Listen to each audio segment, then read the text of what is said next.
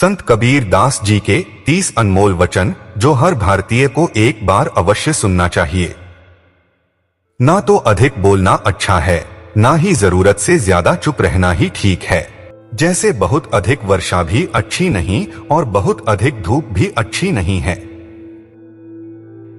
जिस तरह चिड़िया के चोंच भर पानी ले जाने से नदी के जल में कोई कमी नहीं आती, उसी तरह जरूरतमंद को दान देने से किसी के धन में कोई कमी नहीं आती।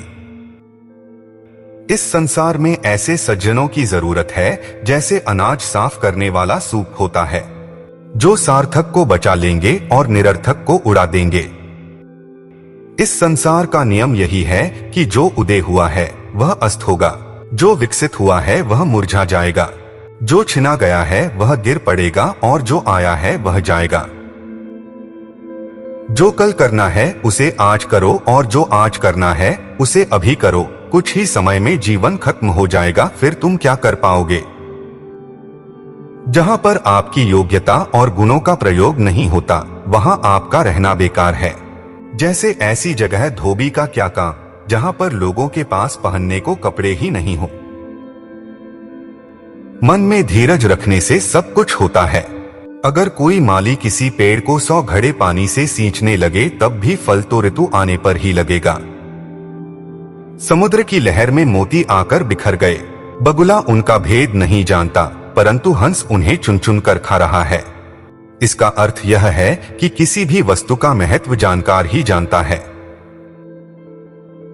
अज्ञानी व्यक्ति काम कम और बातें अधिक करते हैं। ऐसे लोग खुद अपना तर्क रखने के बजाय सुनी सुनाई बातों को ही रटते रहते हैं। जो हमारी निंदा करता है उसे अपने ज्यादातर पास ही रखना चाहिए। वो तो बिना साबुन और पानी के हमारी कमियां बताकर हमारे स्वभाव को साफ करता है। शरीर में भगवे वस्त्र धारण करना सरल है, पर मन को योगी बनाना बिरल व्यक्तियों का काम है। यदि मन योगी हो जाए तो सारी सिद्धियां सहज ही प्राप्त हो जाती हैं। सज्जन को चाहे करोड़ों दुष्ट पुरुष मिले, फिर भी वह अपने भले स्वभाव को नहीं छोड़ता। चंदन के पेड़ से सांप लिपटे रहते हैं, पर वह अपनी शीतलता नहीं छोड़ता। गुरु का स्थान ईश्वर से भी ऊपर है, क्योंकि गुरु की शिक्षा के कारण ही भगवान के दर्शन होते हैं। सज्जन की जाति न पूछकर उसके ज्ञान को समझना चाहिए। तलवार का मूल्य होता है न कि उसकी मयान का, उसे ढकने वाले खोल का। इस संसार में मनुष्य का जन्म मुश्किल से मिलता है। यह मानव शरीर उसी तरह बार बार नहीं मिलता जैसे वृक्ष से पत्ता झड़ जाए तो दोबारा डाल पर नहीं लगता। जब गुण को परखने वाला ग्राहक मिल जाता है तो गुण की कीमत होती है, पर जब ऐसा ग्राहक नहीं मिलता तब गुण कौड़ी के भाव चला जाता है। दुख के समय सभी भगवान को याद करते हैं, पर सुख में कोई नहीं करता। यदि सुख में भी भगवान को याद किया जाए तो दुख हो ही क्यों।